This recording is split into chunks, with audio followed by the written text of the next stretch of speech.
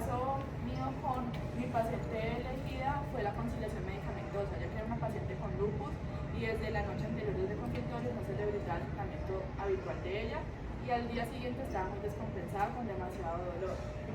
Entonces, como tal, la conciliación medicamentosa es que cuando un paciente ingresa al servicio de urgencia notamos de que no se realiza esta conciliación, que de hecho pasan turnos completos, incluso días enteros, donde no se recibe el tratamiento habitual y por ende el paciente se puede descompensar. Como tal, el registro y seguimiento de esto es verificar, documentar y acordar con el médico qué medicamentos toma pues, el paciente en la casa y poder incluirlo en el CARDES y en la tarjeta de medicamentos. El papel de enfermería como tal es que somos el primer punto, el contacto con el paciente o con el familiar y pues nos queda mucho más fácil preguntarle qué medicamentos toma en su casa, en qué horarios, qué patologías de base tiene y asimismo con el médico gestionar de que se haga la orden médica y poderlo registrar correctamente. Dado el caso que durante todo el turno el médico no se le haya hecho posible hacer esta orden o estuvo muy ajetreado el turno, lo recomendable es que en el CARDES quede apuntado que está pendiente de la conciliación medicamentosa para que el próximo turno pues lo haga real. Entonces vamos a sacar un papelito. Ya dame lo que dice. ¿Se lo ganó? ¿O la más bajita? ¿Quién es el más bajito acá? ¿O la más bajita? ¿De los que está aquí? Sí, los que La están jefe aquí. Alba. La jefe Alba. Mira, yo en la contestación. ¿Quién más? No, Angélica. Es Angélica. Claudia. No, yo soy más alta que la jefe. Angélica. Ah, bueno, dígame, jefe. ¿Qué está dado? El 2. Bueno, la pregunta número 2 dice 2. ¿Quién debe iniciar la conciliación medicamentosa en urgencias? A. El personal de enfermería junto con el médico de turno al recibir al paciente. B. El médico después de realizar una observación 1. C. El personal administrativo de facturación. Ajá. Muy bien, la escoja su premio. Rico. Ay, mire que me vea eso, cáigase. No me puedo caer, muchacho. Dando continuidad, entonces lo que vamos a abordar ahora es la humanización. Como bien sabemos, pues la humanización es uno de los pilares fundamentales de la empatía, ¿sí? Y que inicia en lo básico. ¿Qué es lo básico para nosotros? El saludar, el presentarnos y informar al paciente cualquier procedimiento por mínimo invasivo que sea. Entonces, cuando se ve esa humanización vulnerada, cuando por lo menos tenemos una sobrecarga laboral, pues en este caso, no es con pacientes, sino bien con tareas por cumplir, que para nosotros es algo como monótono o básico, el canalizar, el tomar signos vitales, el preparar al paciente para un procedimiento, pero para el paciente o su familiar no lo es, ¿sí? No es habitual, entonces tiene miedos, preocupaciones y no comprende. Por eso tenemos acá este imagen que dice, no es contra ti, es el miedo hablando, donde podemos evidenciar que está el familiar disgustado, el paciente está como triste o aburrido, y pues el personal de salud está como que con el interrogante de qué está pasando. Entonces no es contra nosotros, muchas veces el familiar o el paciente tienen actitudes groseras, por así decirlo, pues porque están preocupados y no saben cómo abordar su patología o porque están sintiendo lo que se va manifestando con sus emergencias. Y pues nosotros, ¿cuál es el deber ser? Ser como un poquito más empáticos y ponernos en el lugar del paciente o familiar y tratar de ayudarlo, porque están buscando es una ayuda. Acá tenemos que empatía no es lo mismo que protocolos, pues el San José cuenta con protocolos que son bien robustos, están bien fundamentados, pero pues la empatía parte de cada uno de nosotros. Entonces, ¿qué es lo que se usa con la humanización en el servicio? Es que cada uno de nosotros, pues, por mínimo que sea el procedimiento invasivo, se informe al paciente o al familiar, o que también, pues, invitarnos a escuchar lo que nos está refiriendo el familiar del paciente. En este caso, tenemos que, pues, comúnmente lo que más se presenta, que no presentan alergias a medicamentos. Entonces, se le administra un medicamento al paciente y el propio familiar nos está buscando para decirnos algo frente al medicamento, que el paciente tiene calor, que siente una presión en el pecho, y nosotros decimos que estamos ocupados cumpliendo otras tareas y ese paciente puede presentar una reacción adversa. Entonces, la invitación es pues ser un poquito más humanos. Un numerito del 1 al 8. Sí. El 2. 3. El 3, César. César, tú como personal del área de la salud, ¿qué aportas a tu servicio para hacerlo más humano? ¿Qué aporta al servicio para hacerlo más humano? Empatía.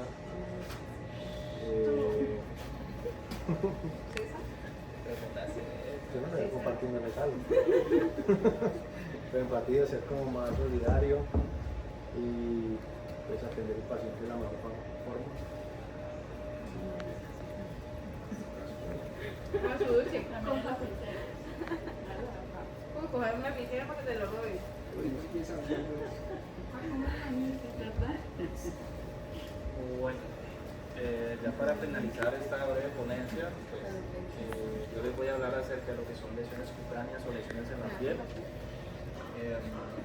pero pues de manera ya más general. No les voy a hacer énfasis en clasificaciones o en otro montón de lesiones cutáneas que hay, como las dermatitis o las úlceras, en estos tres grupos específicos que son lo que más vemos en el servicio de urgencia. Iniciando por las LPP o lesiones por presión, las cuales básicamente son causadas debido a una isquemia en esa parte de la piel donde generalmente hay una prominencia ósea, ¿cierto? Entonces entre esa prominencia ósea, como pueden ser de pronto los talones, la parte occipital de la cabeza o la zona sacra, que es donde más comúnmente hay LPP, pues esa presión de la prominencia ósea con una superficie en específico dura, pues genera que si se produce mucho esta presión constante sin hacer los cambios de posición o algún otro tipo de movimiento, pues deja de llegar sangre a esa parte y pues poco a poco, digamos, se va necrosando y perdiendo la irrigación sanguínea a esa parte de la piel. Por lo que cuando generalmente vemos una LPP, lo que observamos es que alrededor de esta herida tiende a ser unos bordes necróticos, ¿cierto? Pues como remanente de esa isquemia que está sucediendo, y en la zona donde generalmente pues inició todo, donde hay más presión, que es al fondo de la herida, pues también se va a ver una escara o pues también una parte de tejido isquémico, ¿cierto? Siguiendo con lo que son las LESCA, abreviado pues lesiones asociadas a lo que es la humedad, que a diferencia de pronto de las LPP se observa que como es una parte de la piel donde se absorbe o se mantiene demasiada humedad y también pues hay una presión de una superficie, a diferencia de esta, cuando se produce una isquemia, acá directamente los bordes de la herida se van a ver como macerados, es decir, como magulladitos, golpeaditos. Y es que esa piel, al estar excesivamente hidratada, pues es más, ¿cómo se dice esto? Más asequible, más moldeable, pues, y por eso se tiende a ver así más magulladita, ¿cierto? A diferencia de las LPP, se va a ver más bien la piel blanquecina de tanta humedad que ha absorbido y pues la herida se va a ver más rosácea por esa misma hidratación excesiva que tiene esa herida, ¿cierto? Y finalizando ya con lo que son las MARSI o pues lesiones asociadas a adhesivos médicos o pues directamente a adhesivos en nuestro caso, es más, digamos, más notoria el tipo de lesión a diferencia de las otras, ya que pues directamente se tiende a ver lo que es el remanente de lo que era el adhesivo que ya tenía, es decir, la herida va a tener la forma del adhesivo pues, que tenía puesto, ¿cierto? Y seguido a esto también se tienden a ver lo que son sobrantes del mismo pegamento que maneja el adhesivo, sino que pues generalmente lo vamos a ver mezcladito con un poquito de mugre, de suciedad, por lo que pues se tiende a ver más bien como costritas pequeñas negritas, marrones o mezcladitas con sangre. ¿Qué podemos hacer acá en el servicio pues, para evitar este tipo de lesiones? Acá nosotros tenemos un insumo que es este de aquí, el Ramux, ¿cierto? Es isopañín, que básicamente contiene una barrera protectora cutánea, una cremita, un químico, que lo que hace es que posteriormente, después de que ustedes lo administran, pues genera acá una barrita transparente, de manera que si ustedes colocan un adhesivo encima de ella, al momento de retirarla, pues no se llevan la piel del paciente, sino que se llevan pues esa misma peliculita que se formó. Tengo entendido que acá lo utilizan pues para pacientes de edad avanzada, pacientes que de pronto normalmente ustedes tienden a ver un riesgo de que sí les puede pasar este tipo de lesiones, pero pues sí, nosotros como estudiantes, principalmente yo que por ejemplo la paciente que me tocó, pues vemos que no se tiende a utilizar mucho, se olvida de la existencia de este insumo. Igual pues estoy acá yo para socializárselo. En el área de críticos está la cajita donde pues generalmente lo van a encontrar, es el único lugar pues del servicio de urgencias donde está, pues secundario a lo que es Mari, que pues Mari también tiene una cajita, les puede facilitar el insumo si lo necesitan, ¿cierto? Entonces, ¿qué podemos hacer para evitar este tipo de lesiones? Pues en el caso de las lesiones por presión, pues usar almohadas para pues evitar los sitios de presión, ¿cierto? Vamos a centrar las rodillas, en la zona de la cabecita, en la zona de los talones. mantener pues esas sábanas estiradas y también cambiarlas si se llegan a ensuciar, o el paciente de pronto está muy diaforético o se orina mucho encima, hace de pronto de posiciones encima, pues cambiársela rápidamente pues para evitar que a largo plazo le suceda esto. El cambio de pañales también. Es cierto que se recomienda que se cambie cada 2 horas aproximadamente, pero pues eso también varía, primero si el paciente lo ensucia y segundo también del bolsillo del familiar, que es el que generalmente costea este tipo de pañales, ¿cierto? Pues no son muy económicos, como pues cada 2 horas, ya tiene 24 horas, pues andan cambiándoselo, pero pues sí llevar el control de eso, ¿cierto? El uso de barreras cutáneas como esta, hay una presentación en crema, pero pues acá en este caso manejamos este tipo de presentación que es más cómoda y pues mantenerle al paciente la piel limpia, seca, además de pues la valoración de la piel que deberíamos hacer diariamente nosotros con todos los pacientes, ¿cierto? En la ronda principalmente, si usa pañal, darle la vueltica, vigilar que no tenga ningún tipo de escara, ningún tipo de lesión por presión, preguntarle a él si también se ha visto algo raro, es una manera más sencilla de averiguar. Listo. Eso es todo. Voy a hacer la última preguntita, que es un numerito del 2, 3, 4.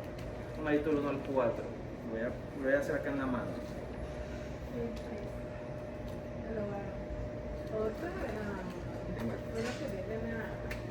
Bueno, jefe.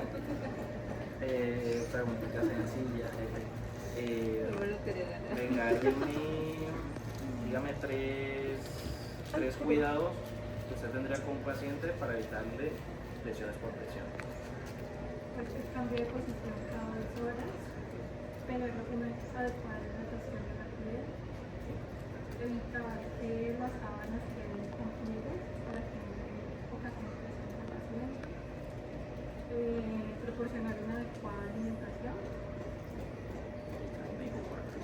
Muy bien.